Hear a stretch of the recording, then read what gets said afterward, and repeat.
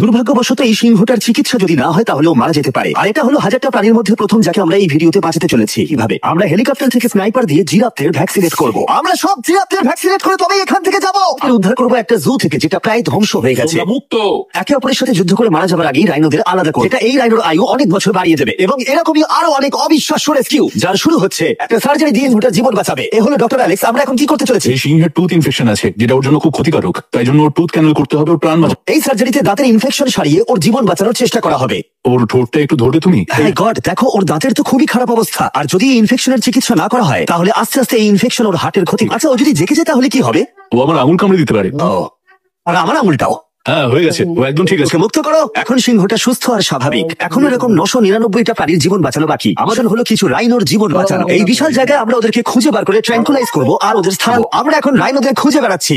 ওদিকে চ্যান্ডলার রয়েছে আকাশে। আমি হেলিকপ্টারে করে চারিদিকে ঘুরে বেড়াচ্ছি। কোনো রাইনো দেখতে পাই তাহলে আমরা তাকে রেস্কিউ করবো। এখানে শক্তিশালী রাইনোরা দুর্বল রাইনোদের তাড়িয়ে দেয়। যেহেতু এই এলাকার চারপাশটা বেড়া দিয়ে ঘেরা আছে, তাই দুর্বল রাইনোরা এখান থেকে কোথাও যেতে পারে না। আর তার ফলে ওদেরকে মেরে ফেলা হয়। একদমই তাই। তাই প্রথমে আগুন পাড়াবো আর তারপর ওদেরকে এমন একটা জায়গায় নিয়ে যাবো যেটা ওদের নিজস্ব জায়গা হবে, যেখানে ওরা বেঁচে থাকার জন্য পর্যাপ্ত খাবার আর জল পাবে। তার ফলে শালী হবে। চলো আমরা কি ওখানে রেস্কিউ করি? ঠিক আছে, রাইনো দেখতে পেয়েছে। চলো চলো চলো। আচ্ছা, ট্র্যাঙ্কুলাইজার গান আছে, আমি এটা মেরে ওকে ঘুম পাড়িয়ে দেবো যাতে আমরা ওকে সুরক্ষিতভাবে ধরতে পারি। আমরা পেরেছি। চ্যান্ডলার রাইনোকে হিট করেছে। চলো চলো। একটা রাইনো ঘুমিয়ে পড়েছে, পরেরটা দেখি। Chandler good shot. প্রথমেই আমরা ওর অ্যান্টি পোচিং কলারটা খুলে নেব। আর সেটা এইভাবে হবে। এই কলারটা রাইনোর স্পিড ট্র্যাক করে আর এর ফলে ও স্থানীয় জায়গাতেই থেকে যায়। যদি হঠাৎ রাইনো খোলামেলা জায়গায় দৌড়তে শুরু করে যখন চারপাশে কোনো প্রাণী নেই, জানি শিকারীরা ওকে মারার চেষ্টা করতে পারে। আমরা চেষ্টা করবো যাতে এই রাইনোদের আয়ু অনেকটাই বেড়ে যায়, কারণ ওদের সংখ্যা খুব একটা বেশি নয় পৃথিবীতে। হ্যাঁ ধন্যবাদ, এটাই আমার বলার ছিল। তাহলে এটা হলো একটা মাইক্রোচিপ যেটা আমরা ওর শিংয়ের ভেতরে ঢুকিয়ে দেবো। তারপর সেটা আঠা দিয়ে আটকে দেবো। এবার যদি কোনো বেআইনি ভাবে মারার চেষ্টা করে তাহলে কালোবাজারে ওর শিং বিক্রি করার সময় আমরা ট্রেস করে ওদেরকে ধরতেও পারবো। এবার এই রাইনোকে এমন একটা জায়গায় নিয়ে যেতে পারবে না। আমি জানি এটা দেখে বড় অদ্ভুত লাগছে, কিন্তু এটা এই রাইনোর আয়ু অনেকটাই বাড়িয়ে দেবে। ভেতরে ঢোকাও, এটা তোমার ভালোর জন্যই। ভেতরে ঢোকাও। আমরা এমন একটা সুরক্ষিত জায়গায় এখন রয়েছে যেখানে এই রাইনোকে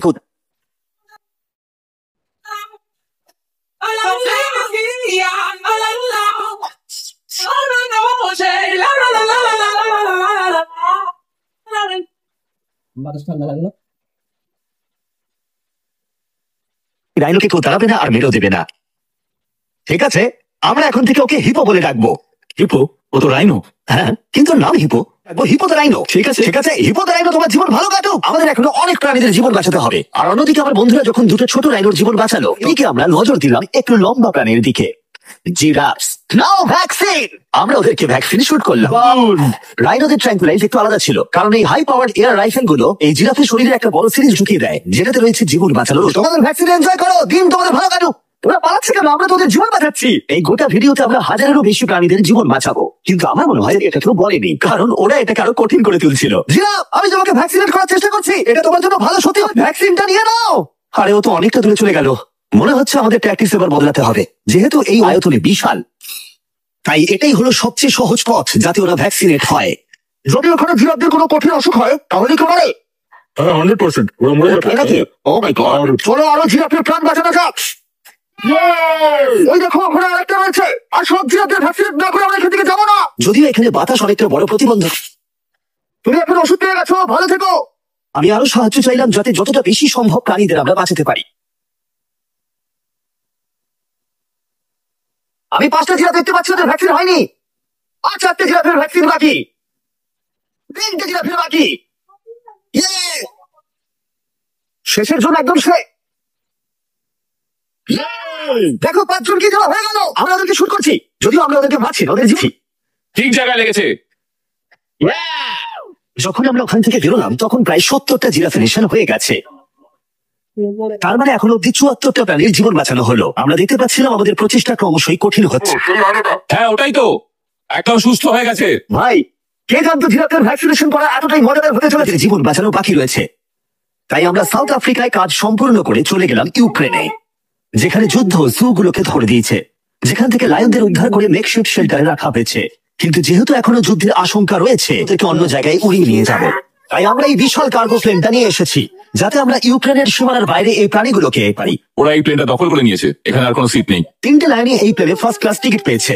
আর ওয়াইল্ড লাইফ কনজারভেশনিস্ট অ্যান্থনি পেনিস্টনের সাহায্যে আমরা 1000 মাইল দূরে সাউথ আফ্রিকায় উড়িয়ে নিয়ে গেলাম এই অভয়ারণ্যে, যার নাম লায়ন ওয়াচ। যেখানে লায়নরা প্রায় 14 একর মুক্তাঞ্চলে স্বাধীনভাবে ঘুরে বেড়ায়। ওইখানে বিশাল বড় বাঘ রয়েছে। আর ম্যাচ, ওটা একটা সিংহ। ও আচ্ছা, গেটটা বন্ধ করো। অ্যান্ড লায়নকে মুক্ত করবার পরে বাকি দুটো লাইনকে মুক্ত করতে হবে ম্যাচকে। কি আমাকে এটা করতে হবে? হ্যাঁ, তুমি রেডি? আমি রেডি, চলো করা যাক। চলো। ও মুক্ত। এই লাইন ধরে বিপদ থেকে সম্পূর্ণ মুক্ত, আর ওরা স্বাধীনভাবে এখন আফ্রিকার জঙ্গলে ঘুরে বেড়াতে পারবে। এর পাশাপাশি সমস্ত প্রাণীদের জীবন বাঁচানোটাই গুরুত্বপূর্ণ। এই ভিডিওটা শোনা যদি না আমরা 100টা কুকুরের জীবন বাঁচাতে পারি। বেশিরভাগ ডগ শেল্টার গুলোই প্রায় ভর্তি, আর যদি এখানে ওরা দীর্ঘ সময় ধরে নিজস্ব বাড়ি না পায় তাহলে ওরা জায়গার অভাবে একে অপরকে মেরে ফেলত। প্রতি 5 মিনিট অন্তর একটা করে কুকুর এই অ্যানিমাল শেল্টার গুলোর মধ্যে মারা যায়। তাই এখনই আমরা 100টা কুকুরের অ্যাডাপ্টেশনের ব্যবস্থা করব। কেমন আছো বলো? হ্যাঁ, তোমাকে আমার পছন্দ হয়েছে। তাহলে তুমি কুকুর নেবে? কি ধরনের কুকুর তোমরা খুঁজছো? আমরা একটা ছোট্ট বাচ্চা খুঁজছি। ও, একটা ছোট্ট কুকুর। দেখো, ও তোমার কাছে আসতে চাইছে। পছন্দ হয়েছে? পাপ্পিকে হাই করো। তাহলে এই করছো? হ্যাঁ। তুমি এই কুকুরটার সাথে রোজ খেলবে তো? আর ওকে খুব ভালোবাসবে? কথা দাও। ঠিক আছে, একটা হলো, আরো 99টা বাকি রয়েছে। আসলে তোমরা হয়তো জানো না যে একটা কুকুরের স্বাস্থ্যের যত্ন নেওয়াতে অনেকটাই টাকার প্রয়োজন পড়ে, আর দুর্ভাগ্যবশত কিছু মানুষ সেটা অ্যাফোর্ড করতে পারে না। ওকে ভালো লেগেছে। আর সেই জন্যই আমি একটা গুড নিউজ ওদেরকে শোনাতে চাই। এখানকার প্রত্যেকটা কুকুরের মতোই এর মেডিকেলের খরচ আর এর অ্যাডাপশনের ফি তোমাদের দিতে হবে না। হ্যাঁ, তোমরা একে সম্পূর্ণ বিনামূল্যে। Oh my God, thank you. Thank you. এটা দেখতে সত্যি খুব দারুণ লাগে যে অনেক কুকুর তাদের নিজেদের বাড়ি খুঁজে পাচ্ছে। তুমি এদেরকে কি করে না বলো? কিউট। কতদিন ধরে কুকুর খুঁজছো? 3 থেকে 4 মাস হলো। ও একদম ঠিক আছে। ও সত্যি খুব সুন্দর। তোমরা একে বাড়িতে নিয়ে যাবে?